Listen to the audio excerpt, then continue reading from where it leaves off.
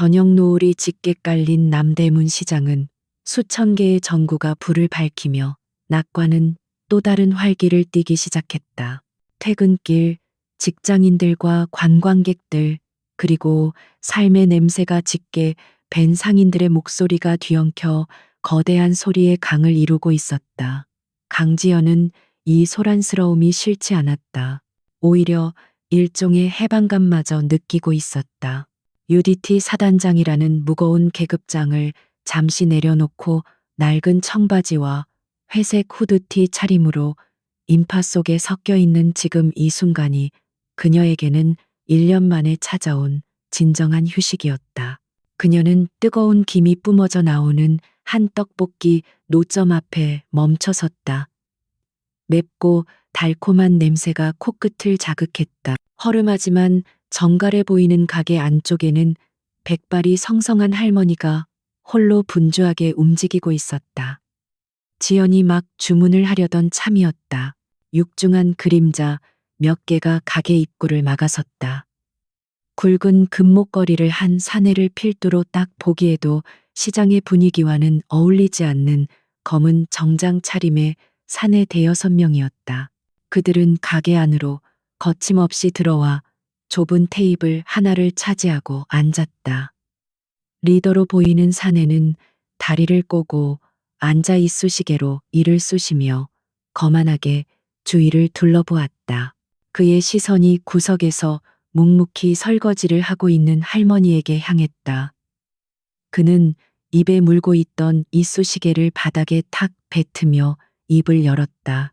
목소리는 낮았지만 위협적인 기운이 가득했다. 영감님, 아직도 정신 못 차렸어. 우리가 좋은 말로 할 때 그만 접으라고 했을 텐데. 이 자리 내일 모레면 태진건설에서 싹 밀어버릴 곳이야. 지금 나가면 보상금이라도 좀 챙겨주겠지만 버티면 국물도 없는 거 몰라. 할머니는 고무장갑을 낀 손을 떨며 돌아섰다. 주름진 얼굴에는 공포와 체념이 뒤섞여 있었다. 여보쇼 사장님들. 내가 여기서 30년을 장사했소. 하루아침에 나가라니 이 늙은이가 어디 가서 무얼 먹고 살라고 이러시오. 제발 며칠만 더 시간을 주시오. 어떻게든. 시간 사내가 비웃음을 터뜨렸다. 시간을 주면 뭐가 달라져 노인네가 갑자기 떼돈이라도 벌어 늙었으면 늙은이답게 상황 파악을 빨리빨리 해야지. 우리가 지금 자선사업 하는 걸로 보여. 그는 테이블을 손바닥으로 강하게 내리쳤다. 쾅하는 소리와 함께 그릇들이 요란하게 부딪혔다. 몇몇 손님들이 겁에 질려 자리를 피하기 시작했다. 지현은 조용히 그 광경을 지켜보고 있었다. 그녀의 눈은 평온했지만 그 속에서는 이미 수십 가지의 상황 분석이 이루어지고 있었다. 저들의 소속은 태진건설, 목적은 상가 재개발을 위한 강제 철거, 방식은 전형적인 용역 깡패들의 협박, 리더의 오른손 검지와 중지에 밝힌 굳은 살. 아마추어는 아니다. 하지만 진짜 배기도 아니다. 그녀는 조용히 어묵 국물 한 컵을 집어들었다. 아직 뜨거웠다. 마지막으로 경고하지. 내일 정오까지 가게 비워. 아니, 지금 당장 비워. 안 그러면 이 가게 우리가 직접 부숴줄 테니까. 알아들었으면 대답해. 할망구 사내가 자리에서 일어나 할머니에게로 성큼 다가갔다.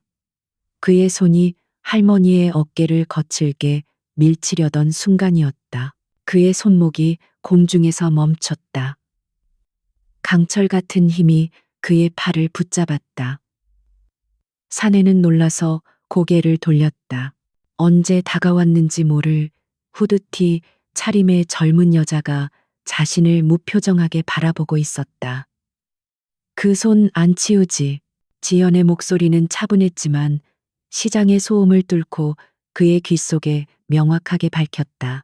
사내는 어이가 없다는 듯 칠소를 터뜨렸다. 뭐야, 이년은 새로운 알바라도 구했나? 할망구야 아가씨. 네가 나설 자리가 아닌 것 같은데. 이거 안 놔. 손모가지 부러지기 싫으면 그는 팔을 비틀어 빼내려 했지만 지연의 손은 바위에 고정된 쇠사슬처럼 꿈쩍도 하지 않았. 오히려 그의 손목을 잡은 악력이 점점 더 강해졌다. 사내의 얼굴이 당혹감과 고통으로 일그러지기 시작했다. 아, 아파 젠장. 이거나 뒤에 서 있던 부하들이 그제야 상황을 파악하고 우르르 몰려들었다. 이 미친년이 한 놈이 주먹을 휘두르며 달려들었다. 지연은 리더의 손목을 잡은 채 몸만 살짝 비틀었다. 달려들던 사내는 자신의 주먹이 허공을 가르는 것과 동시에 지연의 팔꿈치가 자신의 명치를 정확하게 가격하는 것을 느꼈다. 숨이 턱 막히는 고통과 함께 그는 바닥에 쓰러져 새우처럼 몸을 말았다.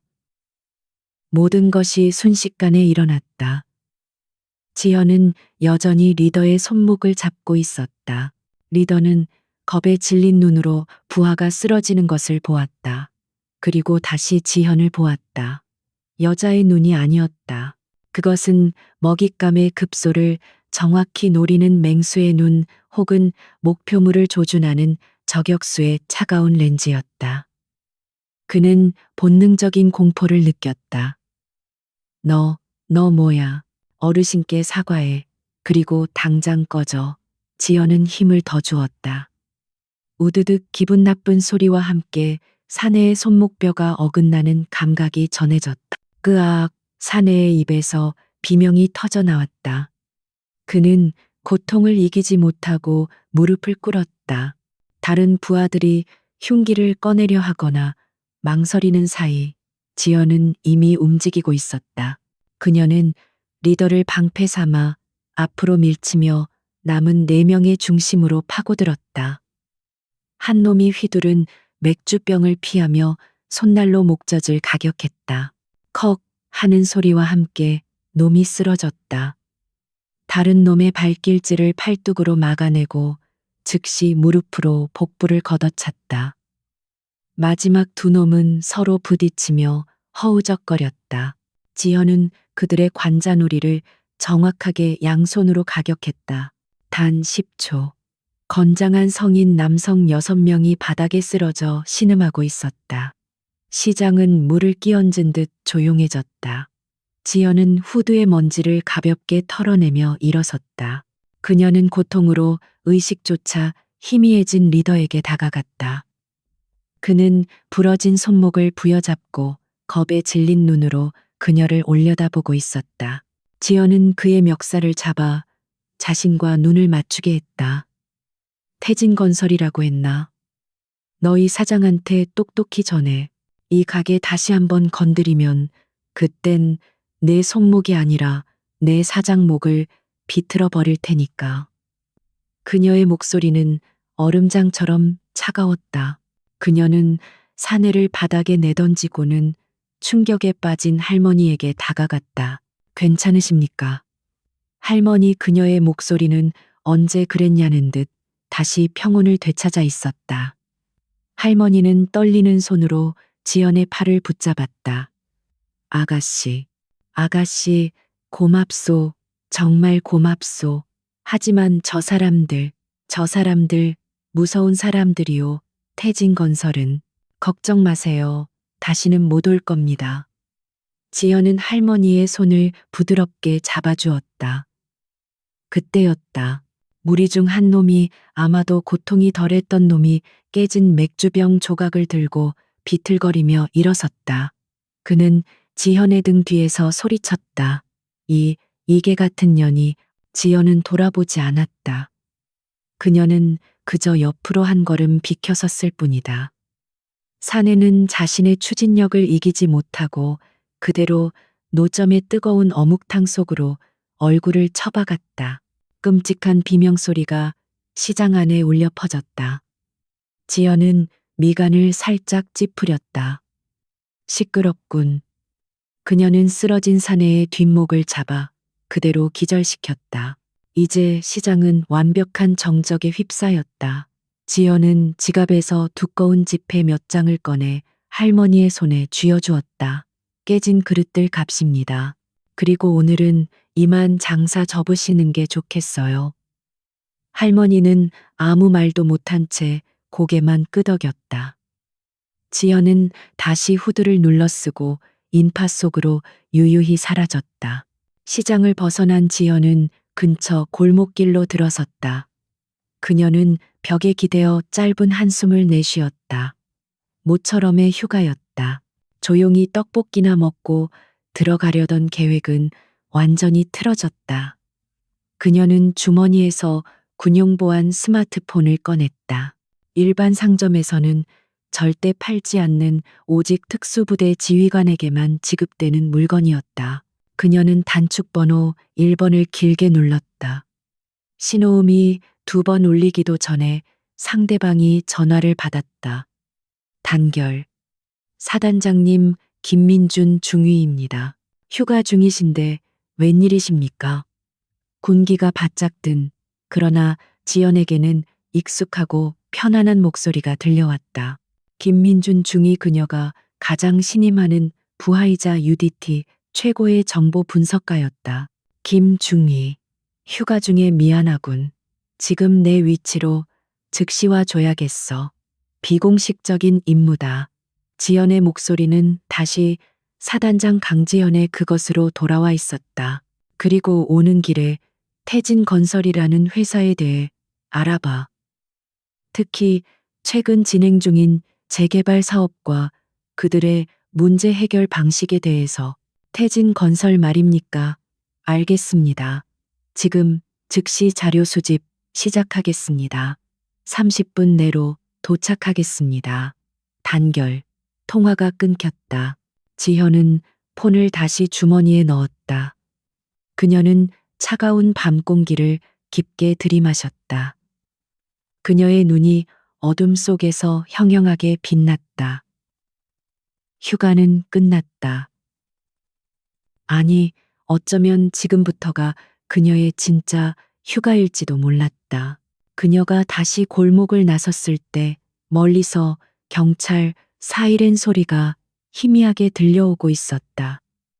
하지만 지연은 그쪽을 쳐다보지도 않았다. 경찰이 도착했을 때쯤 그녀는 이미 현장에서 수킬로미터 떨어진 곳에서 김중희를 기다리고 있을 터였다. 그녀의 머릿속은 이미 태진건설에 대한 작전 계획으로 가득 차기 시작했다. 강지연은 원래 그런 사람이었다. 불의를 보면 참지 못하는 성격. 아니, 그것보다 더 근본적인 문제였다. 그녀는 자신의 영역을 침범당하는 것을 극도로 싫어했다. 오늘 그 깡패들은 2가지 실수를 저질렀다.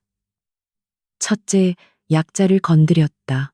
둘째, 강지현이라는 인간 병기의 심기를 건드렸다. 그리고 이제 그들은 그 대가를 치러야 했다. 조금 전까지만 해도 떡볶이 냄새로 가득했던 시장은 이제 경찰차의 경광등과 사람들의 웅성거림으로 아수라장이 되어 있었다. 지연은 그 혼란을 뒤로하고 어둠 속으로 완전히 몸을 감추었다. 그녀의 발걸음은 소리 없이 가벼웠지만 그 안에 담긴 무게는 천근만근이었다. 거대한 폭풍이 서울의 밤을 향해 다가오고 있었다. 같은 시각 서울 강남의 한 초호화 펜트하우스. 태진건설의 윤태석 회장은 최고급 와인이 담긴 잔을 흔들며 야경을 내려다보고 있었다. 그는 방금 들어온 보고에 미간을 찌푸렸다. 고작 계집년 하나한테 6놈이 전부 다 나가 떨어져. 그것도 시장 바닥에서. 전화기 너머로 겁에 질린 부하의 목소리가 들려왔다. 회장님, 그게 보통 여자가 아닙니다. 무슨 특수훈련이라도 받은 것처럼. 순식간에 윤태석은 와인잔을 3개 내려놓았다. 변명 집어치워 무능한 새끼들. 당장 그년이 누군지 알아내. 감히 태진건설 일에 끼어들어 내일 아침까지 내 책상 위에 그년의 신상명세서 올려놔. 무슨 수를 써서라도. 예, 알겠습니다. 회장님 전화가 끊겼다. 윤태석은 다시 야경을 바라보았다. 그의 눈에 비친 서울의 불빛은 마치 자신이 집어삼켜야 할 먹잇감처럼 보였다. 어떤 년인지는 몰라도 감히 내 앞길을 막아 재미있군. 아주 재미있어. 그는 쓴웃음을 지었다. 그는 아직 자신이 누구를 건드렸는지 전혀 알지 못했다. 강지연은 약속 장소인 한적한 공원 벤치에 앉아 있었다. 얼마 지나지 않아 검은색 세단 한 대가 조용히 미끄러져와 그녀 앞에 섰다. 김민준 중위가 운전석에서 내려 경례를 붙였다. 단결, 사단장님 늦었습니다. 그는 깔끔한 사복 차림이었지만 그에게서는 군인의 각 잡힌 태도가 배어나왔다. 됐어, 편히 해. 자료는 지연이 차에 오르며 물었다. 김중희는 조수석에 앉은 지연에게 태블릿 PC를 건넸다. 말씀하신 태진건설 아주 악질적인 놈들입니다. 표면적으로는 중견 건설 회사지만 실상은 윤태석 회장을 정점으로 한 기업형 조폭입니다. 태블릿 화면에는 태진건설의 조직도와 불법 행위들이 일목요연하게 정리되어 있었다. 윤태석, 나이 45세, 전직 사채업자로 시작해 건설업에 뛰어들었습니다. 지난 5년간 서울 시내 노른자 윗땅 재개발 사업을 독점하다시피 하고 있습니다. 그 과정에서 용역 깡패를 동원한 강제 철거 협박 폭행은 일상입니다. 김중희가 화면을 넘겼다. 더 심각한 것은 이들의 배후입니다. 정관계 인사들에게 막대한 규모의 뇌물을 뿌린 정황이 포착되었습니다. 특히 서울지방경찰청의 몇몇 간부들과 깊이 유착되어 있어 이들의 불법 행위는 번번이 묵인되거나 축소 수사되었습니다. 지연의 눈이 차갑게 빛났다. 경찰까지 끼어 있다고. 예, 그렇습니다. 아까 사단장님께서 개입하신 그 시장 역시 태진이 노리고 있는 부지입니다. 상인들의 반대가 거세자 오늘처럼 용역들을 투입해 강제로 밀어붙이려 한 것입니다. 지연은 태블릿을 껐다. 김중희, 지금부터 이건 군사 작전이 아니다. 내 개인적인 일이야. 자네까지 끌어들여서 미안하지만 도움이 필요해. 김중희는 흔들림 없는 눈빛으로 지연을 바라보았다. 사단장님, 사단장님의 일은 곧 저의 일입니다. UDT의 명예를 더럽히는 쓰레기들을 청소하는 일이라면 휴가 반납 정도는 얼마든지 감수할 수 있습니다. 무엇을 하면 되겠습니까? 지연의 입가에 희미한 미소가 떠올랐다. 역시 그녀가 믿는 부하였다. 좋아. 우선 이놈들의 자금 흐름부터 추적해. 윤태석이가 그 많은 뇌물을 어디서 만들어서 어떻게 뿌리는지 그 더러운 돈줄을 찾아내야 해. 그리고 경찰 내부 조력자 명단도 확보해. 나는 그 윤태석이라는 친구를 직접 좀 만나봐야겠어. 직접 말입니까? 위험할 수 있습니다. 김중희가 우려를 표했다. 위험 김중희 우리가 언제 안전한 일만 골라서 했나. 지연은 차창밖 어둠을 바라보며 말했다. 놈들이 법의 보호를 받으며 불법을 저지른다면 나는 법의 울타리 밖에서 정의를 집행할 뿐이야. 이건 전쟁이 아니야. 해충 구제 작업이지. 김민준 중위는 더 이상 묻지 않았다. 그는 강지연이라는 지휘관을 누구보다 잘 알았다. 그녀가 결정했다면 그것은 이미 완료된 일이나 다름없었다. 그는 즉시 노트북을 펼쳐 태진건설의 내부 서버를 향한 보이지 않는 침투를 시작했다. 차 안은 키보드 소리만이 조용히 울려 퍼졌다. 서울의 밤은 이제 막 시작되고 있었다. 한편 시장 바닥에서 처참하게 당한 깡패들은 뒤늦게 도착한 경찰들에 의해 병원으로 이송되고 있었다. 구급차에 실려가던 리더는 부러진 손목의 고통보다 더 큰 굴욕감과 분노에 몸을 떨었다. 그는 휴대전화를 꺼내 어디론가 문자를 보냈다. 그 여자 반드시 찾아서 죽여버리겠어. 하지만 그는 몰랐다. 자신이 지금 죽음, 그 자체를 사냥하겠다고 선포했다는 사실을.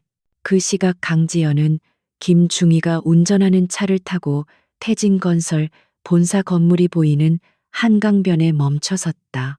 거대한 유리와 강철로 이루어진 빌딩은 그 자체로 권력과 부를 과시하는 듯 밤하늘에 우뚝 솟아 있었다. 적이군. 뱀의 소굴이. 지연이 낮게 읊조렸다.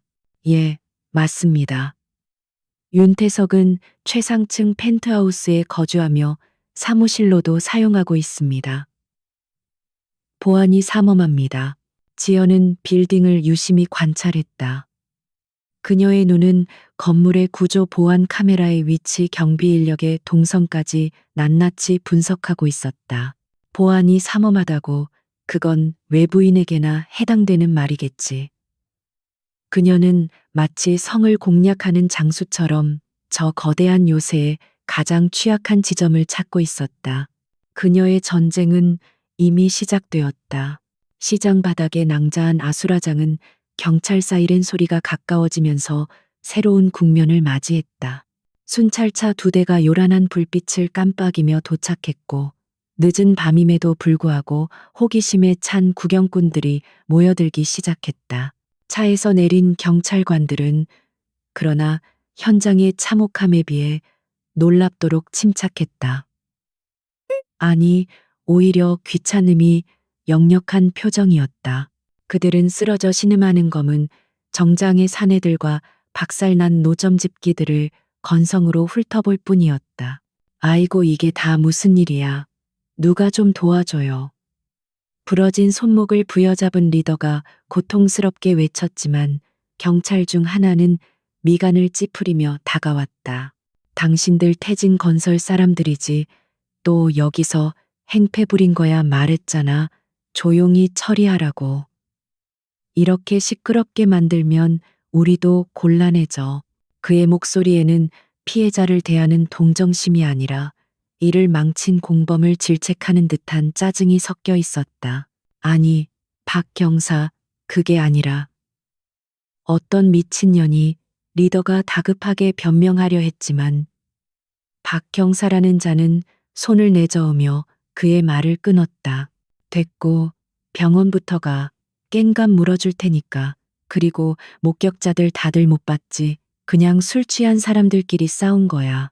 알았으면 다들 해산해. 그는 구경꾼들을 향해 손을 휘휘저었다.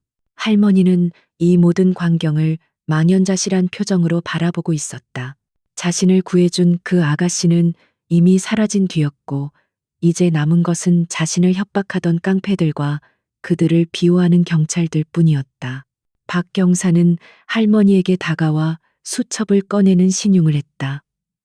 할머니, 저 사람들이 행패 부린 거 맞죠? 일단 진술서 하나.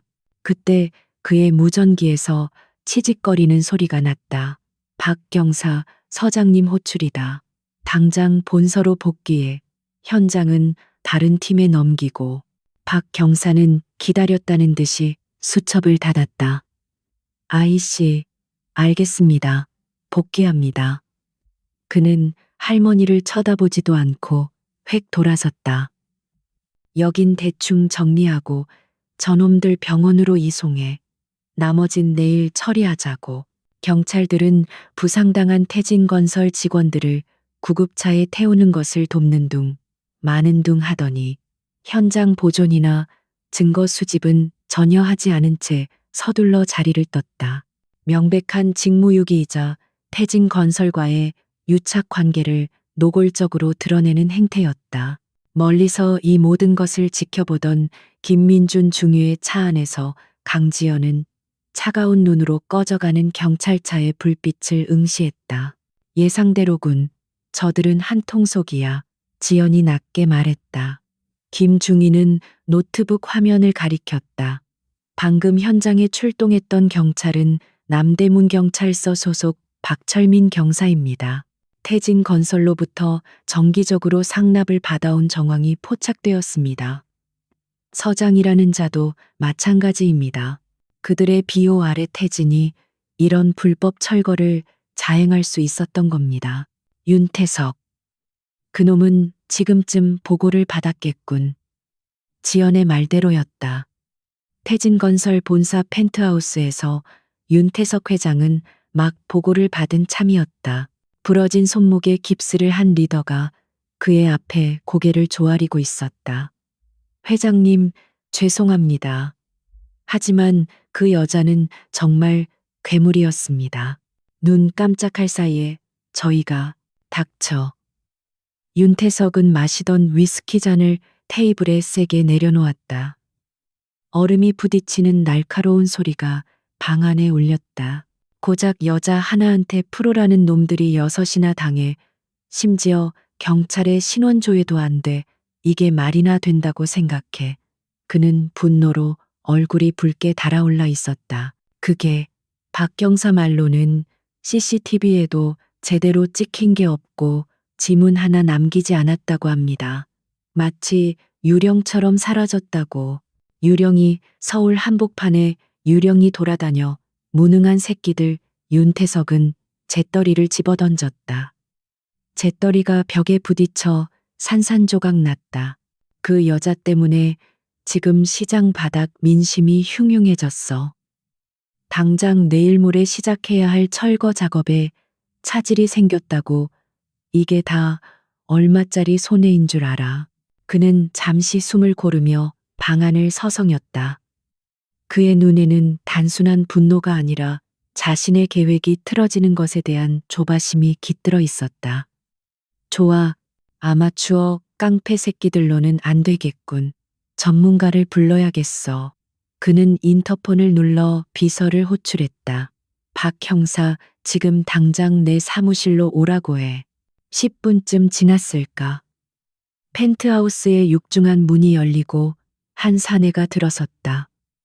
40대 후반으로 보이는 마르고 신경질적인 인상의 남자였다. 그는 낡은 가죽 점퍼 차림이었지만 그에게서는 현역 시절에 거친 형사 냄새가 풍겼다. 그의 이름은 발기철.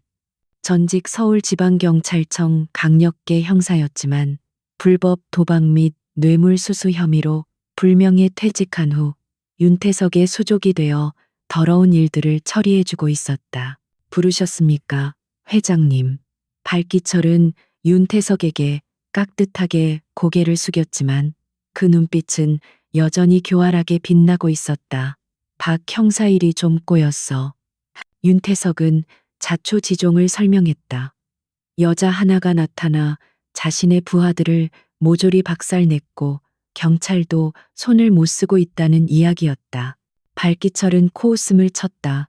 회장님, 겨우 여자 하나 때문에 저를 부르신 겁니까? 요즘 애들이 빠져가지고 그런 건 그냥 조용히 납치해서 겁 좀 주면 알아서 기는 게 그 바닥 아닙니까? 그는 자신만만했다. 경찰 시절의 경험으로 그는 웬만한 인간은 어떻게 다뤄야 하는지 안다고 자부했다. 그래서 자네를 불렀어. 그 여자가 누군지 어디서 굴러먹던 년인지 알아내. 그리고 다시는 내 일에 끼어들지 못하게 확실하게 경고해줘.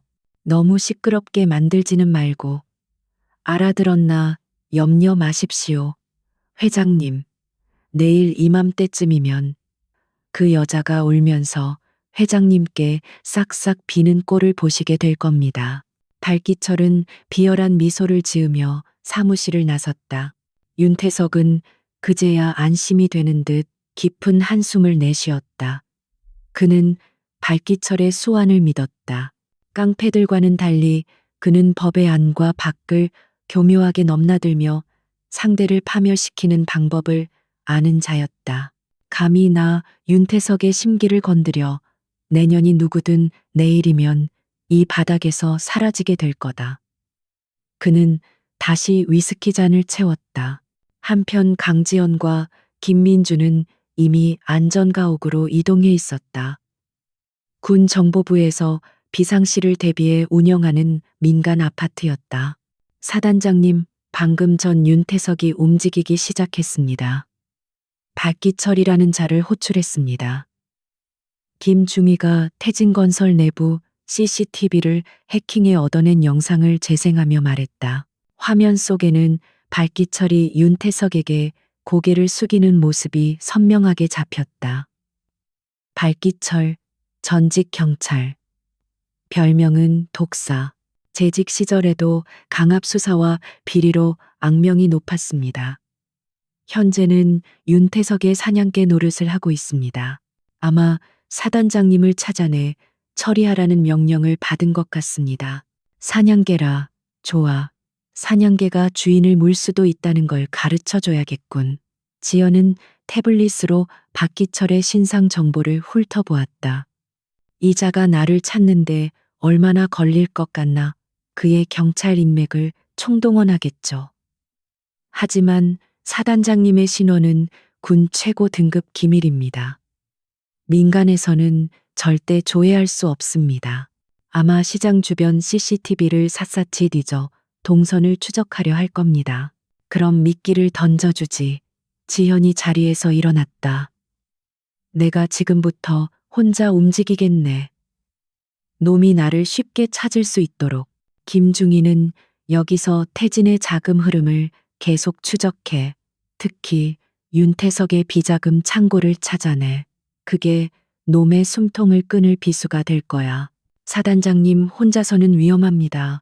최소한의 100억이라도. 김중희가 만류했다. 김중희. 이건 UDT 작전이 아니라고 했어. 이건 내 휴가야. 그리고 저런 독사 새끼 하나 처리 못해서야 UDT 사단장 체면이 서겠나. 지연은 후드티 대신 검은색 바람막이를 걸쳤다. 통신은 유지하지. 놈이 미끼를 물면 바로 신호 주겠네. 지연은 안전 가옥을 나와 다시 밤거리로 나섰다. 그녀는 의도적으로 시장 근처의 몇몇 CCTV 사각지대를 피해 특정 편의점의 카메라에 자신의 모습을 몇 초간 노출시켰다. 그리고는 유유히 한적한 공원으로 향했다. 그녀의 계산대로였다. 2시간 뒤 발기철은 부하가 가져온 흐릿한 CCTV 영상을 보고 있었다. 이 여자다 틀림없어. 동선 추적해 지금 어디 있는지 당장 알아내. 그의 경찰 인맥이 총동원되었고 마침내 지연이 한강 변공원 쪽으로 향했다는 보고가 들어왔다. 발기철은 회심의 미소를 지었다. 멍청한 년, 제 발로 무덤을 파는구나. 그는 부하 2명만 데리고 조용히 공원으로 향했다. 요란하게 처리할 필요도 없었다. 그냥 조용히 차에 태워 어딘가로 데려가서 대화를 좀 나누면 될 일이었다. 그는 공원 입구에 차를 세우고 주변을 살폈다. 새벽 1시가 넘은 시간 공원은 칠흑 같은 어둠과 정적에 잠겨 있었다. 형님 저기 벤치에 누가 앉아 있습니다. 부하 하나가 가리켰다. 강가 쪽 벤치에 한 여자가 등을 돌리고 앉아 고요한 강물을 바라보고 있었다. 발기철은 부하들에게 눈짓을 하고 조용히 다가갔다. 그들은 발소리를 죽이며 지연의 양옆으로 접근했다. 아가씨 여기서 혼자 뭐해? 오빠들이랑 재밌는 데나 갈까? 발기철이 특유의 능글맞은 목소리로 말을 걸며 지연의 어깨에 손을 얹으려 했다. 그 순간 지연이 고개를 돌렸다. 가로등 불빛에 드러난 그녀의 얼굴은 너무나 평온했다. 그리고 그 평온함 속에서 발기철은 지독한 위화감을 느꼈다. 발기철, 전직 서울청 강력계 형사, 뇌물수수 불법 도박장 비호 혐의로 2018년 파면, 현재 태진건설 윤태석 회장의 개인 해결사. 만나 지연의 목소리는 강물처럼 낮고 차가웠다. 발기철은 어깨에 얹으려던 손을 공중에서 멈췄다. 그의 얼굴에서 미소가 사라졌다. 너, 뭐야? 내 이름을 어떻게? 네가 나를 찾아온 게 아니야.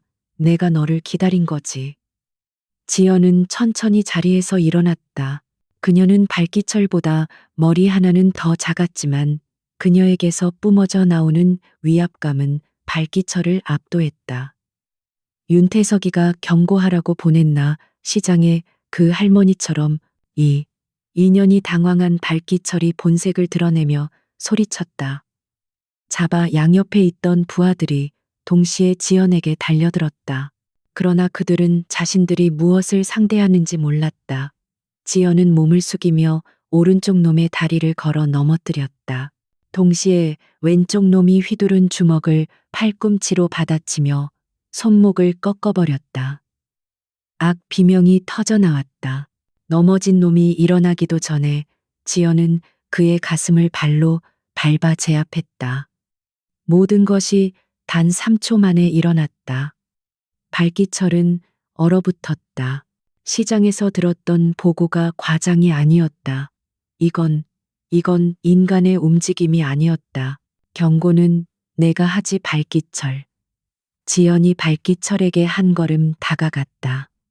발기철은 본능적으로 뒷걸음질 쳤다. 윤태석한테 전해. 그 더러운 손 당장 치우라고. 한 번만 더 내 눈에 띄거나 그 할머니를 괴롭히면 그땐 너부터 이 강물에 쳐넣어 버릴 테니까. 너 따위가 감히 윤 회장님을. 발기철은 품 안에서 칼을 꺼내려 했다. 하지만 그의 손이 칼자루에 닿기도 전에 지연의 손이 번개처럼 날아와 그의 멱살을 움켜쥐었다. 숨이 막힌 발기철이 캑캑거렸다. 지현은 그를 벤치에 그대로 내리꽂았다.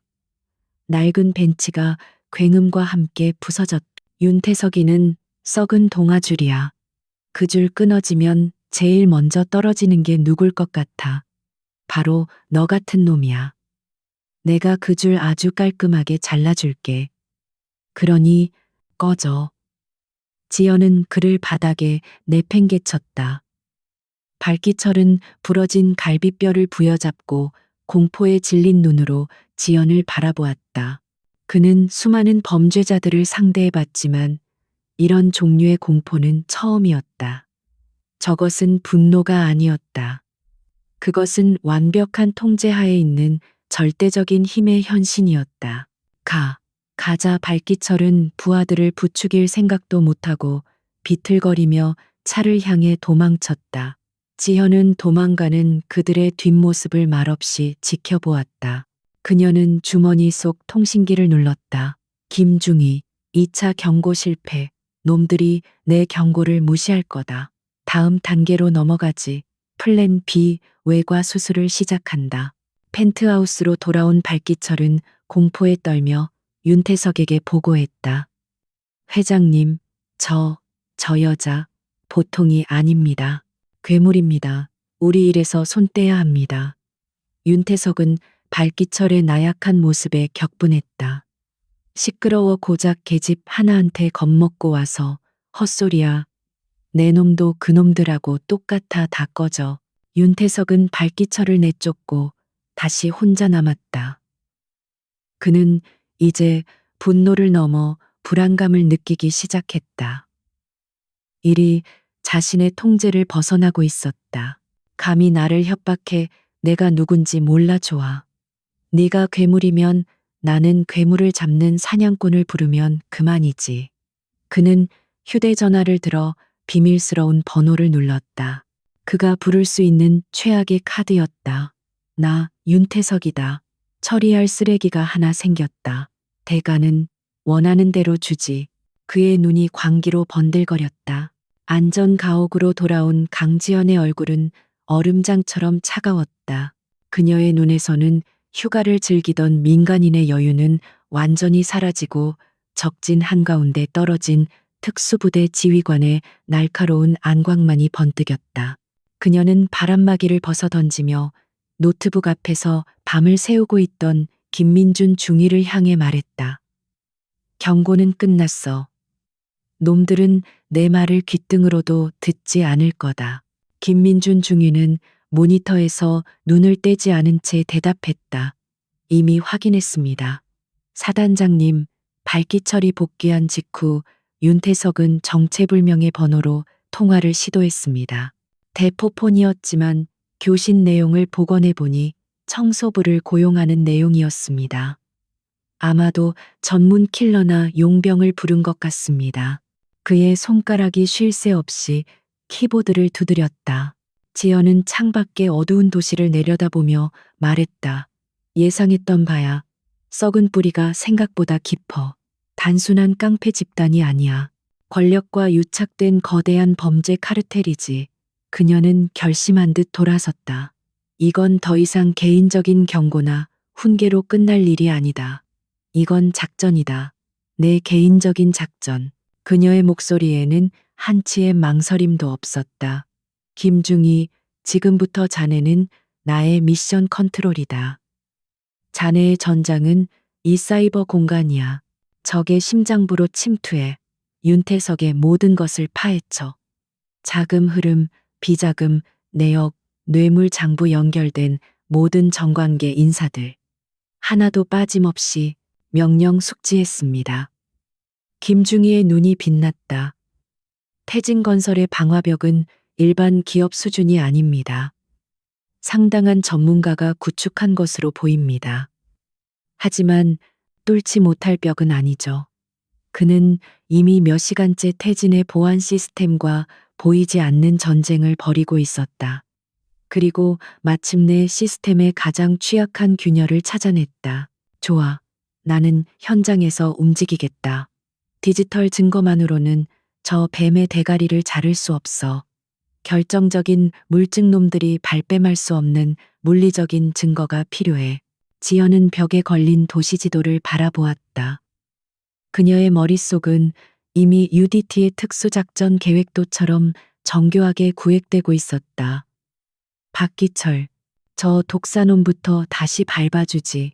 놈의 동선을 따라가면 분명 뇌물의 배달 경로를 파악할 수 있을 거야. 지연은 다시 어둠 속으로 스며들었다. 이번에는 검은색 작전용 복장에 가까운 몸에 딱 붙는 어두운 색상의 옷차림이었다. 그녀는 UDT에서 배운 최고의 은신술과 미행술을 사용했다. 새벽녘 공포에 떨며 아지트를 나서는 발기철의 차를 그녀는 소리 없이 뒤따랐다. 마치 먹잇감을 노리는 검은 표범처럼 발기철은 자신이 완벽하게 미행당하고 있다는 사실을 꿈에도 모른 채 강남의 한 고급 룸살롱 지하 주차장으로 차를 몰았다. 지연은 환풍구를 통해 건물 내부로 잠입했다. 내부 구조는 복잡했지만 그녀의 감각은 이미 모든 통로와 비상구를 파악하고 있었다. 그녀는 VIP룸의 천장 환기구를 통해 조용히 아래를 내려다보았다. 그곳에는 발기철이 어젯밤 현장에 출동했던 남대문경찰서 서장과 마주 앉아 있었다. 테이블 위에는 두툼한 돈 봉투가 오가고 있었다. 서장님, 이번 일은 정말 그 여자가 보통이 아닙니다. 발기철이 불안한 목소리로 말했다. 서장은 시가 연기를 내뿜으며 짜증스럽게 대꾸했다. 윤 회장님, 일 처리가 왜 이 모양이야. 여자 하나 때문에 이게 무슨 소란이야. 윗선에서도 말이 많아. 죄송합니다. 하지만 그녀는 아무튼 윤 회장님께서 이번 철거만 깔끔하게 마무리되면 서장님 승진은 따놓은 당상이라고 전하랍니다. 발기철이 돈 봉투를 밀었다. 서장은 만족스러운 듯 봉투를 집어넣었다. 알았어. 시장 늙은이들은 내가 적당히 압박하지. 하지만 그 여자는 박 형사가 알아서 처리해. 다시는 눈에 띄지 않게. 지연은 소형 녹음기로 그들의 대화를 모두 기록했다. 경찰 최고위 간부가 연루된 명백한 증거였다. 그녀는 조용히 현장을 빠져나왔다. 하지만 이걸로는 부족했다. 이건 깃털에 불과했다. 그녀는 윤태석의 본체를 원했다. 바로 그때 김중희로부터 무전이 들어왔다. 사단장님, 드디어 찾았습니다. 윤태석의 비자금 창고, 여의도의 퍼스트 에셋이라는 회계법인입니다. 김중희는 태진건설에 암호화된 장부를 해독해냈다. 수백억 원대의 비자금이 이 유령 회사를 통해 세탁되고 있었다. 서류상으로는 깨끗한 투자 자문 회사지만 실상은 윤태석의 돈 세탁 공장입니다. 모든 물리적 장부와 거래 내역 하드 드라이브가 그곳 13층 서버실에 보관되어 있을 겁니다. 잘했어, 김중희. 지금 즉시 여의도로 이동한다. 외과 수술 2단계를 개시하지. 지연의 목소리는 차가웠다. 그녀는 이미 다음 목표물을 조준하고 있었다. 여의도의 밤은 고요했지만 가장 높은 빌딩 중 하나인 퍼스트 에셋 빌딩에서는 거대한 폭풍이 몰아치기 직전이었다. 지연은 빌딩 외벽의 서비스 통로를 이용해 13층까지 기어 올랐다. UDT의 혹독한 암벽 등반 훈련에 비하면 평지를 걷는 것과 같았다. 그녀는 13층 창문을 특수 절삭기로 조용히 잘라내고 내부로 잠입했다. 사무실은 칠흑 같은 어둠에 잠겨 있었지만 그녀의 눈은 적외선 고글을 쓴 것처럼 어둠에 익숙했다. 그녀는 김중희가 보내준 내부 도면을 따라 서버실로 향했다. 레이저 감지기, 압력 센서 동작 인식 카메라가 겹겹이 설치되어 있었다. 지연은 마치 물 흐르듯 혹은 안개처럼 그 모든 보안 장치 사이를 통과했다. 그녀의 움직임에는 단 1g의 불필요한 무게도 단 1데시벨의 소음도 없었다. 서버실 문은 최첨단 지문 인식과 홍채 인식 잠금 장치로 잠겨 있었다. 하지만 김중희가 이미 시스템을 해킹해 유지보수 모드로 전환해둔 상태였다. 지연은 간단한 조작으로 문을 열고 들어섰다. 서버의 냉각 팬 소리만이 낮게 울리는 가운데 그녀는 중앙 서버렉에서 블랙박스라고 표기된 외장 하드 드라이브를 찾아냈다. 동시에 그녀는 옆에 있는 금고로 향했다. 김중희가 알려준 비밀번호를 입력하자 육중한 문이 열리고 수십 건의 검은색 장부들이 모습을 드러냈다. 윤태석이 정관계 인사들에게 뿌린 뇌물의 상세 내역이 적힌 지옥의 명부였다. 지연은 그것들을 모두 특수 제작된 가방에 쓸어 담았다. 임무는 완벽하게 성공했다. 그녀가 막 서버실을 나서려던 순간이었다. 누구야? 예상치 못한 순찰 경비원의 목소리였다. 김중희의 해킹으로 순찰 스케줄이 변경되었지만 베테랑 경비원 하나가 무언가 이상한 낌새를 채고 불시 점검을 나온 것이었다. 경비원이 손전등을 비추며 다가왔다. 지현은 어둠 속에 몸을 숨겼다. 경비원이 서버실 문이 미세하게 열려 있는 것을 발견하고 총을 겨누며 다가왔다. 손들어 움직이면 쏜다. 바로 그 순간 지현이 어둠 속에서 튀어나왔다.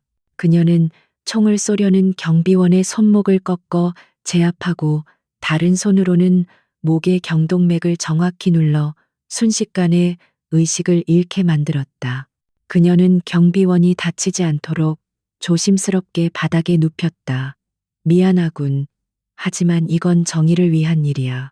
그녀는 가방을 메고 다시 창문을 통해 빌딩을 빠져나왔다. 마치 하룻밤의 꿈처럼 그녀는 왔던 흔적조차 남기지 않고 사라졌다. 안전 가옥에 복귀한 지연은 하드드라이브와 장부들을 김중희 앞에 내려놓았다.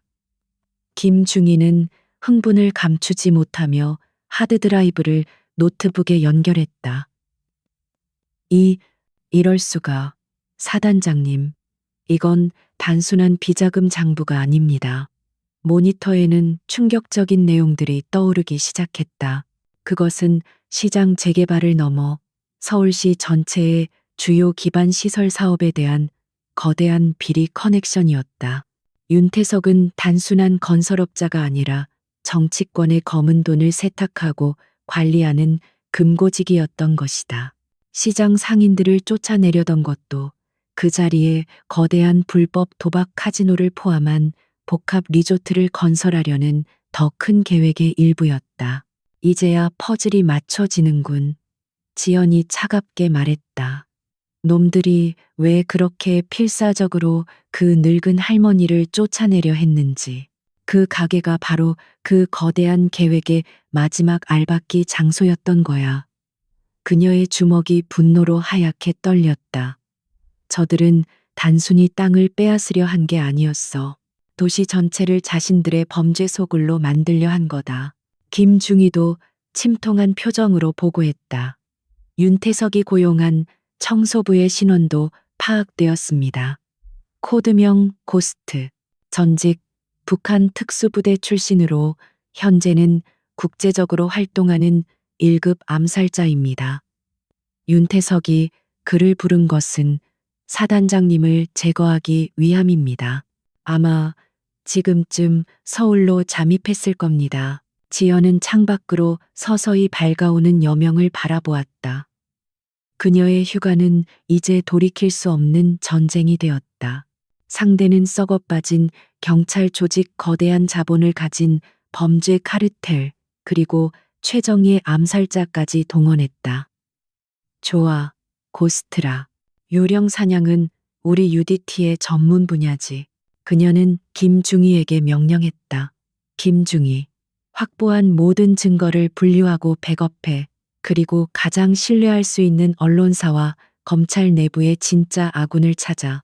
내가 신호를 보내면 이 모든 것을 한 번에 터뜨릴 수 있도록. 지연은 전투복을 챙겨 입듯 다시 검은색 작전복의 매무새를 가다듬었다. 그녀의 눈은 이미 다음 전장을 향하고 있었다. 여의도 퍼스트 에셋 빌딩의 13층 서버실은 아수라장이 되어 있었다. 뒤늦게 침입 사실을 보고받고 달려온 윤태석 회장은 망연자실한 표정으로 텅 비어버린 금고와 사라진 블랙박스 서버를 바라보았다. 그의 얼굴은 분노를 넘어선 경악과 공포로 창백하게 질려 있었다. 모든 것이 끝장이라는 절망감이 그의 온몸을 휘감았다. 회장님, 경비말로는 그림자도 못 봤다고 합니다. CCTV는 전부 먹통이 되었고 보안 시스템은 전부 무력화되었습니다. 발기철이 겁에 질린 목소리로 보고했지만 윤태석의 귀에는 아무것도 들리지 않았다. 그는 비틀거리며 자신의 펜트하우스로 돌아왔다. 그는 자신의 모든 것이 수십 년간 쌓아올린 범죄의 제국이 하룻밤 만에 무너져 내렸음을 직감했다. 그는 떨리는 손으로 전화기를 들었다. 그가 연락한 곳은 경찰청 내부의 최상위 라인이었다. 나 윤태석이요. 모든 걸 도둑 맞았소. 장부, 하드 드라이브. 전부 다. 전화기 너머의 목소리는 처음에는 짜증을 내다가 사태의 심각성을 깨닫고는 차갑게 가라앉았다. 윤 회장, 당신 지금 무슨 소리를 하는 거야? 그게 무슨 의미인지 알아? 당신이나 나나 다 끝장이라고. 그 여자가 한지시오 시장에서 만난 그 미친년. 윤태석이 절규하듯 외쳤다. 당장 그 여자가 누군지 알아내. 모든 수단을 동원해서 전화기 너머의 인물은 마침내 사태의 심각성을 깨닫고 국가 안보 수준의 정보망을 가동하기 시작했다. 그리고 1시간 뒤 윤태석은 믿을 수 없는 보고를 받았다.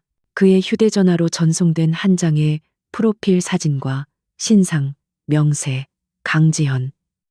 대한민국 해군 특수전전단 UDT 현역 사단장, 계급 소장, 대테러 및 특수작전 최고 지휘관. 윤태석은 휴대전화를 떨어뜨릴 뻔했다.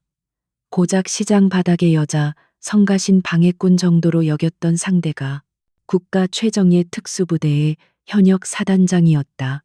사단장. 그의 입에서 실소가 터져 나왔다. 내가 감히 UDT 사단장을 건드렸다고. 어쩐지 괴물 같더라니. 분노는 순식간에 극심한 공포로 변했다. 이제 이것은 단순한 사업 방해나 복수의 문제가 아니었다. 이것은 생존의 문제였다. 강지연이 가진 증거가 터지는 순간 자신은 물론이고 자신과 연결된 모든 권력자들이 함께 몰락할 터였다. 그의 머릿속에 한 가지 생각만이 광기처럼 번뜩였다. 죽여야 한다. 저 여자를 반드시 죽여야 한다. 증거가 세상에 나오기 전에 그는 어젯밤 자신이 불렀던 최악의 카드를 떠올렸다. 코드명, 고스트. 바로 그때 그의 집무실 문이 소리 없이 열리고 한 남자가 그림자처럼 서 있었다. 마치 처음부터 그 자리에 있었던 것처럼 마른 체구의 평범한 인상이었지만 그에게서는 살아있는 생물의 기척이 전혀 느껴지지 않았다. 당신이 고스트 윤태석이 마른 침을 삼키며 물었다. 남자는 대답 대신 고개를 까딱했다. 그의 눈은 죽은 생선의 눈처럼 공허했다. 목표가 바뀌었소. 아니 더 명확해졌지. 윤태석은 강지연의 프로필을 남자에게 보여주었다. UDT 사단장 강지현. 이 여자를 죽여야겠소. 어떤 수단을 써서라도. 대가는 원하는 대로 주겠소. 100억, 200억이라도 줬소. 고스트는 강지연의 사진을 무감각하게 내려다보았다. 그의 입꼬리가 아주 미세하게 올라갔다. 마치 흥미로운 장난감을 발견한 아이처럼. UDT 사단장. 재미있겠군. 그게 그의 첫마디였다. 하지만 이런 거물을 사냥하려면 미끼가 필요해. 아주 확실한 미끼. 윤태석의 눈이 번뜩였다. 미끼. 그는 시장에서 벌어졌던 일을 떠올렸다. 강지현이 그 늙은 할머니를 지키기 위해 깡패들과 맞섰던 일. 미끼가 있소. 아주 좋은 미끼가. 그의 얼굴에 잔인한 미소가 떠올랐다. 그는 즉시 발기철에게 전화를 걸었다. 박 형사, 지금 당장 시장으로 가. 그 늙은 할망구 살려서 데려와. 아주 조용히. 그날 밤 장사를 마치고 홀로 귀가하던 할머니는 골목 어귀에서 검은 승합차에 의해 흔적도 없이 납치되었다. 안전 가옥에서 이 모든 상황을 실시간으로 감청하고 있던 김민준 중위의 얼굴이 하얗게 질렸다. 사단장님, 큰일 났습니다. 윤태석이 시장에 그 할머니를 납치했습니다. 강지연은 막 확보한 증거 자료들을 분류하던 참이었다. 그녀는 김중희의 보고를 듣고 하던 일을 멈췄다. 그녀의 눈빛이 차갑게 가라앉았다. 예상했던 수순이군. 나를 끌어내기 위한 함정이야. 맞습니다. 방금 윤태석의 차량이 인천 외곽의 폐공장으로 이동하는 것이 포착되었습니다. 아마 그곳을 함정 장소로 꾸미고 있는 것 같습니다. 고스트 그놈도 합류했습니다. 김중희는 모니터에 폐공장의 위성 사진을 띄웠다. 사방이 트인 개활지 한가운데 덩그러니 놓인 거대한 건물. 저격과 매복에 최적화된 그야말로 죽음의 덫이었다. 사단장님, 이건 명백한 함정입니다. 혼자 가시는 건 자살 행위입니다. 당장 부대의 지원을.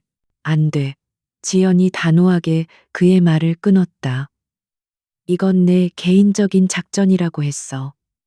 군을 동원하는 순간 저들은 할머니를 망설임 없이 죽일 거야. 그리고 저들이 가진 권력으로 이 모든 일을 불법 작전으로 둔갑시켜 나를 매장하려 들겠지. 그녀는 자신의 장비들을 챙기기 시작했다. 하지만 저곳에는 최소 수십 명의 무장한 용병들과 고스트가 있습니다. UDT 사단장이라도 혼자서는. 김중희가 애원하듯 말했다. 지연은 비살상용 특수탄창을 점검하며 대답했다. 그래서 자네가 필요해 김중희. 자네가 나의 눈과 귀가 되어줘야겠어. 저 공장의 모든 CCTV를 장악하고 적들의 위치와 동향을 실시간으로 브리핑해. 이건 나와 자네 단 둘만의 작전이다. 그녀는 검은색 전술 조끼를 입었다. 군용 방탄복은 아니었지만 날렵한 움직임을 보장하는 특수 재질이었다. 내가 저들의 함정 속으로 걸어 들어가는 동안 자네는 준비해둔 증거들을 세상에 터뜨릴 준비를 해. 내가 신호를 보내는 즉시 이 모든 비리의 뿌리를 뽑아버리는 거야. 그 할머니는 내가 반드시 구해낸다. 그녀의 목소리에는 두려움이나 망설임 따위는 없었다. 오직 강철 같은 결의만이 가득했다. 이것은 그녀가 UDT 지휘관으로서 수없이 겪어온 인질 구출 작전과 본질적으로 다르지 않았다. 다만 이번에는 지원 병력도 퇴로도 없었다. 오직 그녀 자신과 모니터 너머의 충실한 부하 한 명뿐이었다. 인천의 폐공장은 지옥의 입구처럼 음산한 기운을 내뿜고 있었다. 윤태석은 두꺼운 방탄유리로 보호된 2층 통제실에서 공장 내부를 내려다보고 있었다. 공장 곳곳에는 중무장한 용병들이 배치되어 있었고 주요 길목에는 폭발물이 설치되었다. 그리고 어둠 속 어딘가에 고스트가 자신의 저격총을 겨눈 채 숨어 있었다. 회장님, 모든 준비가 끝났습니다. 이제 그 여자가 오기만 기다리면 됩니다. 박기철이 긴장된 목소리로 말했다. 윤태석은 시가를 입에 물었다. UDT 사단장이라 대단한 명예지. 하지만 오늘은 그 명예가 그녀의 묘비명이 될 거다. 감히 나를 건드린 대가가 어떤 것인지 똑똑히 보여주겠어. 공장 중앙에는 할머니가 의자에 묶인 채 공포에 떨고 있었다. 윤태석은 만족스러운 미소를 지었다. 완벽한 함정이었다. 그 어떤 특수부대원이라도 이 사륙의 무대에서 살아나갈 수는 없다고 그는 확신했다. 바로 그 시각 강지연은 폐공장에서 1km 떨어진 어둠 속에 몸을 숨긴 채 특수 망원경으로 내부를 관찰하고 있었다. 그녀의 귀 속에 꽂힌 초소형 이어피스를 통해 김민준 중위의 목소리가 들려왔다. 사단장님, 내부적 배치 확인되었습니다. 총 24명. 중화기는 없는 것으로 보이나 모두 자동 소총으로 무장했습니다. 2층 통제실에 윤태석과 발기철, 그리고 스나이퍼, 고스트의 위치는 아직 파악되지 않습니다. 놈은 진짜 유령처럼 움직이고 있습니다. 지연은 숨을 깊게 내쉬었다. 차가운 밤 공기가 폐부 깊숙이 스며들었다. 알겠다. 작전 개시한다. 김중희, 내 눈이 되어줘.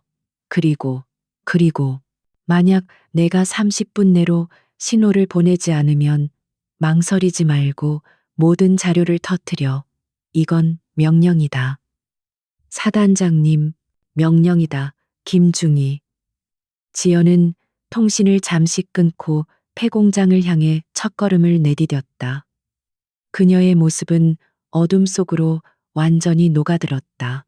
마치 그녀 자신이 또 다른 유령이 된 것처럼. UDT 사단장, 인간 병기 강지연의 가장 위험한 휴가가 이제 그 절정을 향해 치닫고 있었다. 인천의 폐공장을 둘러싼 공기는 죽음처럼 차갑고 고요했다. 강지연은 어둠 속에 완벽하게 몸을 숨긴 채 1km 전방의 목표물을 관찰했다. 그녀의 눈은 이미 공장의 구조 용병들의 배치, 저격 가능한 지점들을 낱낱이 해부하고 있었다. 그녀의 귀 속에 꽂힌 이어피스에서 김민준 중위의 긴박한 목소리가 흘러나왔다.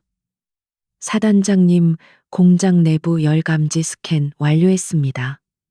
인질, 할머니는 중앙구역 1층에 결박되어 있습니다. 심박수 불안정, 그리고 무장 용병 24명 확인. 하지만 김중희의 목소리가 잠시 망설였다. 이상합니다. 윤태석의 생체 신호가 잡히지 않습니다. 발기철도 없습니다. 놈들은 현장에 없습니다. 지연의 눈이 가늘어졌다. 위치 추적해 즉시 실시했습니다. 윤태석의 신호는 서울 강남 태진건설 본사 펜트하우스입니다. 그리고 맙소사. 지금 그쪽 내부 서버에서 대규모 데이터 파기 작업이 감지되고 있습니다. 물리적 하드 드라이브까지 전부 파쇄 중인 것으로 보입니다. 순간 모든 퍼즐 조각이 맞춰졌다. 지연은 폐공장을 노려보던 시선을 거두고 서울의 야경이 펼쳐진 방향을 바라보았다. 함정이었군. 하지만 단순한 살인 함정이 아니었어. 그녀의 목소리는 얼음보다 차가웠다. 이 공장은 미끼야. 나를 이곳에 묶어두기 위한, 내가 이 용병들과 고스트라는 유령을 사냥하며 시간을 낭비하는 동안 윤태석은 펜트하우스에서 마지막 남은 원본 증거들을 모두 파기하고 해외로 도주할 생각인 거다. 할머니는 그 미끼를 위한 일회용 소모품이었다. 윤태석의 오만함이 빚어낸 최악의 수였다. 그는 강지연이라는 군인이 눈앞의 인지를 절대 외면하지 못할 것이라고 확신했던 것이다. 사단장님, 어떻게 하시겠습니까? 할머니가 저곳에 김중희의 목소리가 흔들렸다. 지휘관으로서 강지연은 가장 잔인한 선택의 기로에 섰다. 눈앞의 인지를 구할 것인가? 아니면 뱀의 머리를 쳐서 전쟁을 끝낼 것인가? 김중희. 지연이 입을 열었다.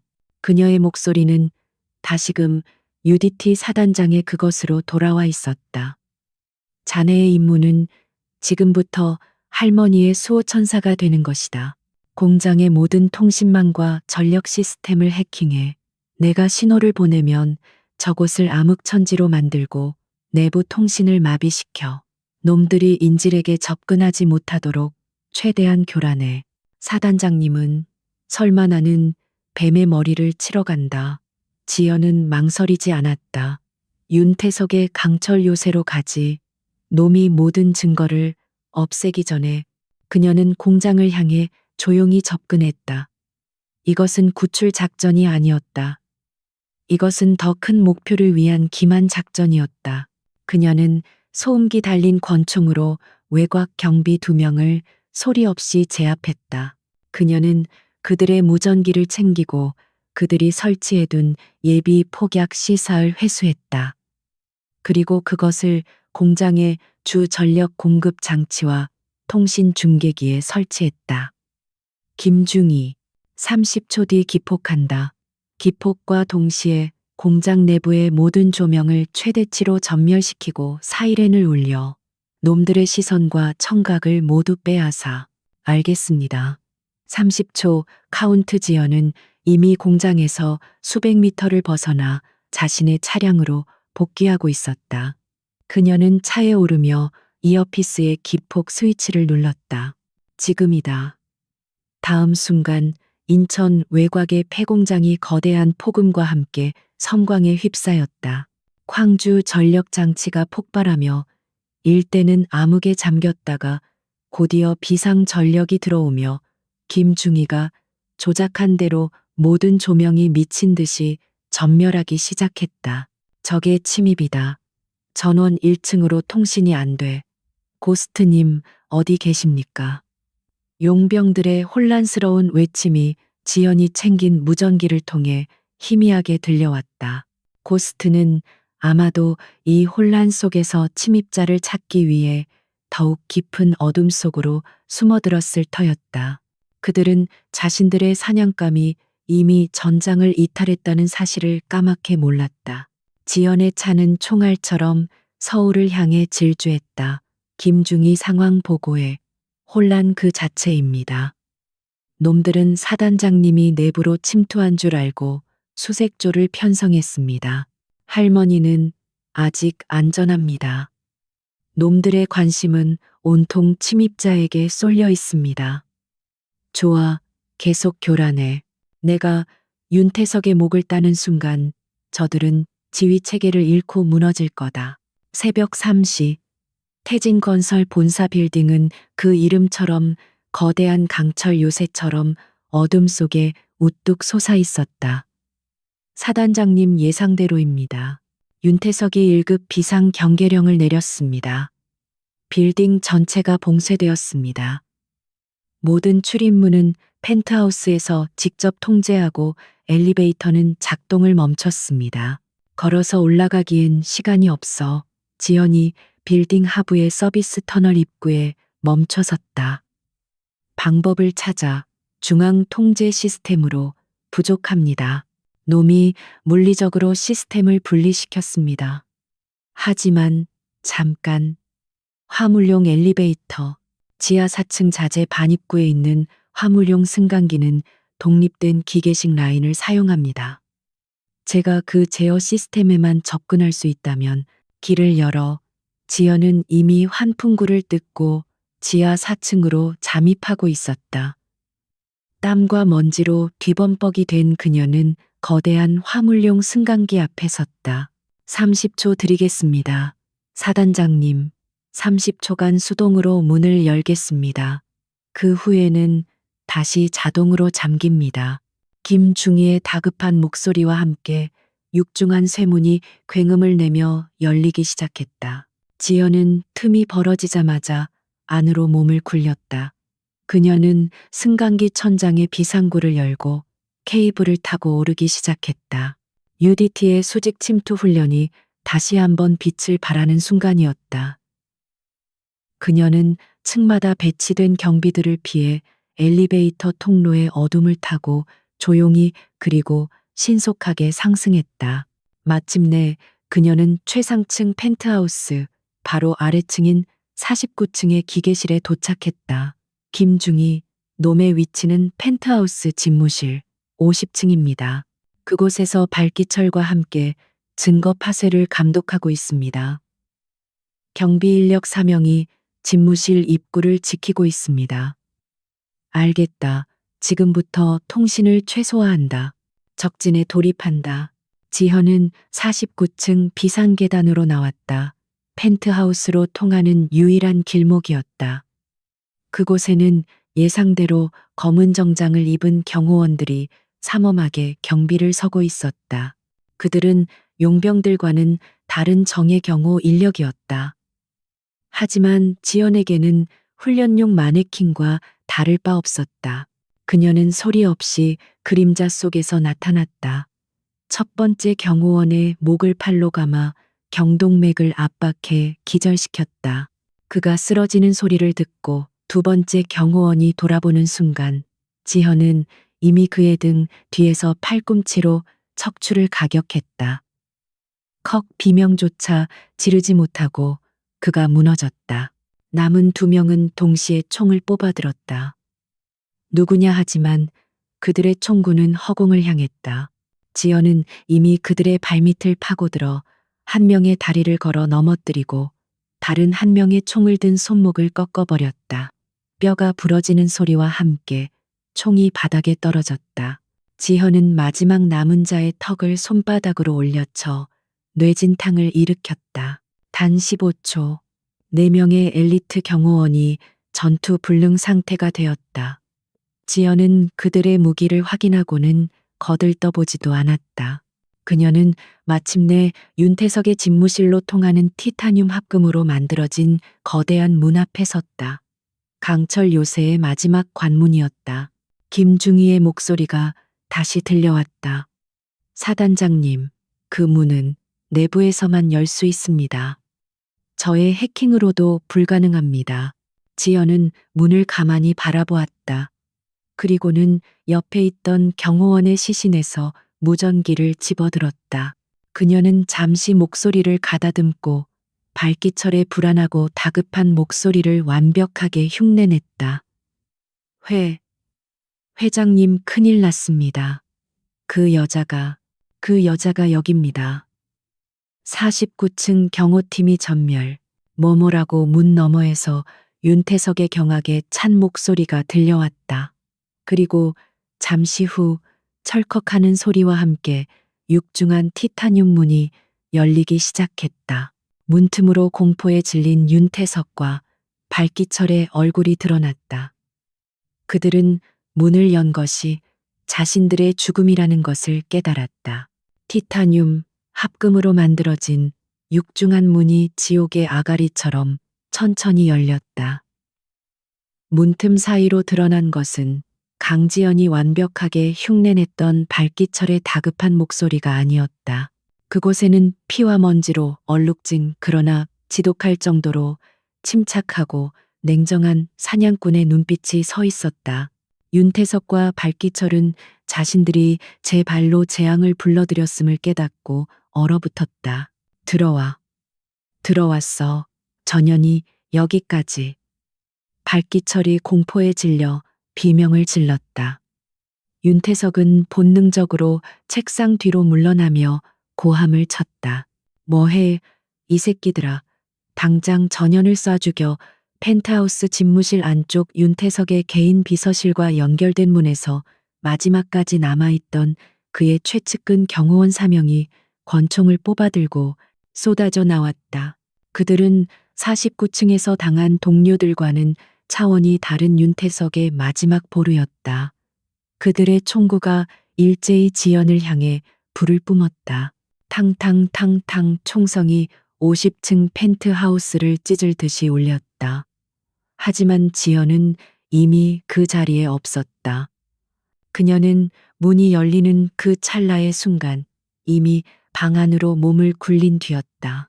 그녀는 총알이 빗발치는 대리석 바닥을 미끄러지듯 굴러 거대한 소파 뒤로 몸을 숨겼다. 계속 쏴 장전할 틈도 주지마 경호팀장이 소리쳤다. 그들은 소파를 향해 맹렬한 기세로 탄창을 비워냈다. 최고급 이탈리아제 가죽 소파가 총탄에 너덜너덜해지는 동안 윤태석은 집무실 구석에 있는 거대한 금고형 서버실로 달려갔다. 그곳에 이 모든 범죄의 마스터 서버, 즉 원본 데이터가 보관되어 있었다. 발기철 망할 놈 뭐해 전연을 막아. 내가 이 서버를 완전히 녹여버릴 때까지 1분만 아니 30초만 벌어. 윤태석은 서버실 문을 열고 들어가 물리적 파기 장치를 가동하기 시작했다. 발기철은 공포에 질렸지만 여기서 잡히면 어차피 끝장이라는 생각에 눈이 뒤집혔다. 그는 책상 위에 있던 묵직한 크리스털 트로피를 집어들고 지연이 숨은 소파 쪽으로 달려들었다. 바로 그때 소파를 향한 사격이 잠시 뜸해진 틈을 타 지연이 움직였다. 그녀는 소파를 박차고 나오는 것이 아니라 소파 옆에 거대한 강화유리 창문 쪽으로 몸을 날렸다. 경호원들의 시선이 순간적으로 그쪽으로 쏠렸다. 적이다 하지만 그것은 기만 동작이었다. 그녀는 창문을 깨고 탈출하는 대신 창문 옆 벽을 박차고 다시 방 중앙으로 튕겨져 나왔다. 이미 그녀의 손에는 49층에서 노획한 경호원의 권총이 들려 있었다.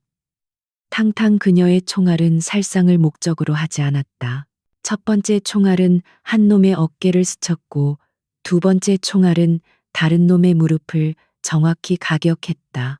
크악 두 명이 균형을 잃고 쓰러지는 사이 지연은 이미 그들의 코앞까지 접근해 있었다.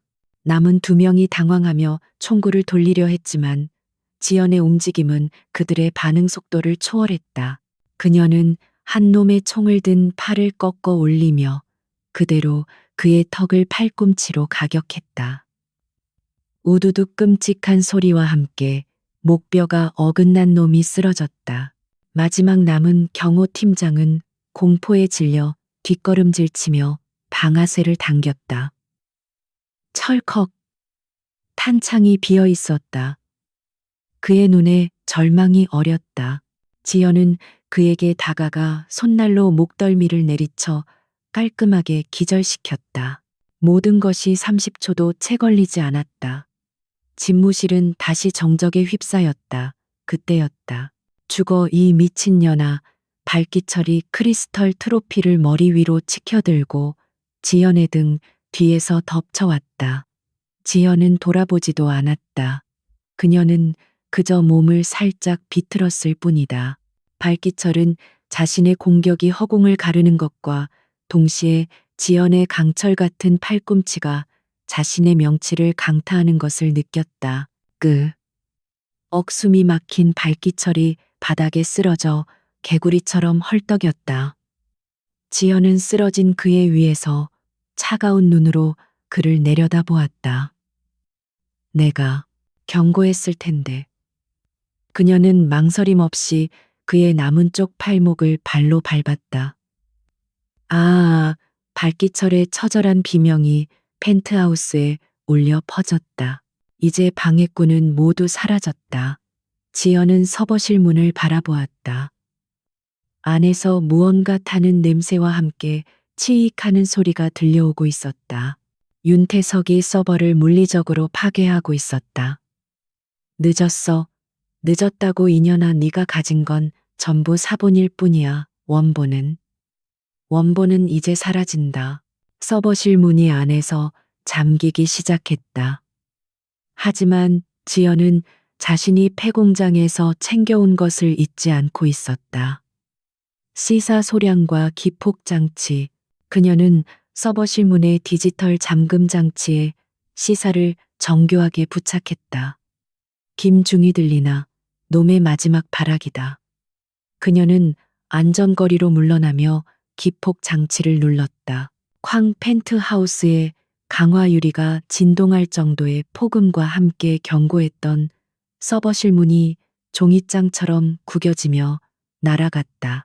매캐한 연기 속에서 방독면을 쓴 윤태석이 서벌에게 인화 물질을 붓고 있는 모습이 드러났다. 그는 폭발에 놀라 뒤로 나자빠졌다. 지현은 연기를 뚫고 유령처럼 걸어 들어갔다. 그녀는 불타고 있는 서버렉 옆에 소화 장치를 작동시켰다. 하얀 분말이 뿜어져 나오며 불길을 잡기 시작했다. 안 돼, 안 돼. 윤태석이 미친 사람처럼 소리치며 지연에게 달려들려 했다. 그는 책상 위에 있던 장식용 일본도를 집어들었다. 내년만 없었으면 내 제국은 완벽했어. 죽어. 그는 검을 마구잡이로 휘둘렀다. 하지만 지현의 눈에 그의 움직임은 어린아이의 투정처럼 느리고 서툴렀다. 그녀는 검이 날아오는 궤적을 피해 안쪽으로 파고들었다. 그녀는 검을 쥔 윤태석의 손목을 가볍게 꺾었다. 쨍그랑 소리와 함께 일본도가 바닥에 떨어졌다. 아, 윤태석이 고통으로 비명을 질렀다. 제국 내놈이 만든 건 똥으로 쌓아 올린 모래성에 불과해. 지연은 그의 멱살을 잡아 벽으로 밀어붙였다. 고작 돈 몇 푼으로 경찰을 사고 권력을 사고 사람 목숨까지 사려 했나. 그녀의 목소리는 분노가 아니었다. 그것은 경멸이었다. 내놈이 무시했던 그 시장의 할머니, 내놈이 푼돈으로 매수한 그 썩은 경찰들, 그리고 내놈이 감히 건드린 나. 넌 상대를 잘못 골랐어. 윤태석. 윤태석은 공포와 굴욕감에 몸을 떨었다. 그는 자신의 제국이, 자신의 모든 것이 이 압도적인 존재 앞에서 무너져 내렸음을 깨달았다. 살려주시오. 돈은 얼마든지 주겠소. 1,000억, 아니 1조를 주겠소. 제발. 내 놈의 돈은 이제 내 놈의 것이 아니야. 지현은 윤태석의 어깨를 잡아 그대로 탈골시켰다. 끄아악. 윤태석은 바닥에 무너져 고통으로 몸부림쳤다. 지연은 그를 거들떠보지도 않고 불길이 잡힌 서버렉으로 다가갔다. 대부분이 파손되었지만 마스터라고 적힌 중앙 코어 유닛은 기적적으로 살아남아 있었다. 그녀는 그것을 조심스럽게 분리해냈다. 그때 그녀의 이어피스에서 김민준 중위의 흥분된 목소리가 들려왔다. 사단장님, 방금 폐공장에서 고스트가 철수하는 신호가 잡혔습니다. 윤태석의 생체 신호가 사라진 것을 확인하고 아마 지현이 윤태석을 제압하며 그의 통신 장치가 꺼진 듯 계약이 파기되었다고 판단한 모양입니다. 용병들도 전부 도주 중입니다. 할머니는 안전합니다. 제가 즉시 현지 경찰 매수되지 않은에게 연락했습니다. 지연은 짧은 한숨을 내쉬었다. 가장 큰 고비가 넘어갔다. 그녀는 코어 유닛을 든 채 바닥에서 벌레처럼 꿈틀거리는 윤태석을 내려다보았다. 모든 게 끝났다. 윤태석. 그녀는 무전기를 들었다. 이번에는 김중희가 아닌 그녀가 직접 구축한 비상 연락망이었다. 여기는 알파. 강철 요새의 심장을 확보했다. 새벽의 심판 작전 3단계 언론 및 검찰 동시 타격을 개시한다. 반복한다. 새벽의 심판을 시작하라. 멀리서 아주 멀리서 동이 트고 있었다. 그리고 그 여명과 함께 서울 도심을 가르는 수십 대의 사이렌 소리가 펜트하우스를 향해 거대한 파도처럼 밀려오고 있었다. Số từ 2072 đang chờ tiếp TC chương ở 7. chương 7. 태진건설의 강철 요새가 무너지기 시작한 것은 동이 트기 직전 서울이 가장 짙은 푸른색 어둠에 잠겨 있을 때였다. 가장 먼저 도착한 것은 경찰차가 아니었다. 검은색 세단과 승합차로 이루어진 긴 행렬이 빌딩 로비를 포위했다. 차에서 내린 사람들은 경찰 제복이 아닌 검은색 정장에 검찰 특별수사팀 및 군검찰이라고 적힌 방탄조끼를 입고 있었다. 그들은 김민준 중위가 확보한 마스터 서버의 데이터를 실시간으로 전송받고 강지연 사단장의 알파 신호에 맞춰 움직인 대한민국에서 가장 청렴하고 강력한 칼날이었다. 그들은 윤태석의 사설 경호원들이나 매수된 경찰 따위와는 비교할 수 없는 일사불란함으로 빌딩 전체를 장악해 나갔다. 펜트하우스의 부서진 문 앞에 섰을 때 그들은 이미 모든 것을 끝내고 조용히 서 있는 강지연을 마주했다. 그녀는 피와 먼지로 얼룩져 있었지만 그 모습은 마치 폭풍의 눈처럼 고요했다. 바닥에는 윤태석과 발기철을 비롯한 경호원들이 고통스럽게 신음하며 제압되어 있었다. 수사팀장은 지연을 향해 말없이 고개를 숙여 경의를 표했다. 군과 검찰의 가장 은밀한 공조가 성공하는 순간이었다. 윤태석, 특정 범죄 가중처벌 등에 관한 법률 위반, 뇌물 공여 살인 교사, 불법 감금, 그리고 반국가적 이적 행위 혐의로 긴급 체포한다. 수사관들이 윤태석에게 차가운 수갑을 채웠다. 윤태석은 완전히 넋이 나간 표정으로 중얼거렸다. 내 제국이, 내 돈이. 사단장, UDT, 내가 왜. 그는 자신이 무엇을 건드렸는지조차 제대로 이해하지 못한 채 끌려나갔다. 지연은 살아남은 마스터 서버 코어를 수사팀장에게 인계했다. 여기 모든 것이 담겨 있습니다. 윤태석의 뇌물장부 원본, 그리고 그와 결탁한 정관계, 법조계 경찰 내부의 모든 기생충들 명단입니다. 수사팀장은 그것을 받아들고 굳은 표정으로 말했다. 사단장님, 대한민국을 대신해 감사드립니다. 나머지는 저희가 완벽하게 청소하겠습니다. 그 시각 김민준 중위가 백업해둔 데이터는 대한민국 모든 주요 언론사에 동시에 전송되었다. 아침 6시 정각. 대한민국은 발칵 뒤집혔다. 속보, 태진건설, 윤태석 회장 긴급 체포 정관계 뒤흔들. 거대 게이트 터지나 단독 태진건설, 서울도심 불법 카지노 리조트 건설 위에 경찰청 고위 간부, 매수, 충격. 헤드라인이 실시간으로 쏟아졌고 윤태석과 연결된 모든 이들의 이름이 공개되기 시작했다. 윤태석의 강철 요새가 무너지는 것과 동시에 인천의 폐공장에 남아있던 용병들은 지휘 체계가 완전히 붕괴되자 뿔뿔이 흩어져 도주하기 시작했다. 하지만 그들은 이미 김중희가 현지 경찰 매수되지 않음과 공유한 정보망에 의해 하나둘씩 검거되고 있었다. 그리고 마침내 공포에 떨고 있던 할머니가 무사히 구출되었다. 할머니는 구급차에 실려가면서도 자신을 구해준 것이 누구인지 알지 못했다. 그저 그 험악한 곳에서 갑자기 불이 꺼지고 사이렌이 울리며 혼란이 벌어졌던 것, 그리고 자신을 지켜준 어떤 보이지 않는 손길을 어렴풋이 느낄 뿐이었다. 그녀는 이 모든 기적의 중심에 며칠 전 자신의 가게에서 떡볶이를 주문하려던 그 평범한 아가씨가 있었다는 사실을 평생 알지 못할 것이다. 강지연은 동이 트는 서울의 전경을 펜트하우스의 깨진 창문 너머로 바라보았다. 도시가 서서히 잠에서 깨어나고 있었다. 그녀의 휴가는 그렇게 끝났다. 그녀는 엘리베이터가 아닌 비상계단을 이용해 아무도 모르게 그 거대한 빌딩을 빠져나왔다. 그녀는 수사관들의 스포트라이트나 언론의 카메라 세례에는 관심이 없었다. 그녀의 임무는 끝났을 뿐이다. 그녀는 김민준 중위가 대기시켜둔 차에 올랐다. 김중위는 그녀를 보자마자 거수경례를 붙였다. 그의 눈에는 지휘관에 대한 무한한 존경과 안도감이 서려 있었다.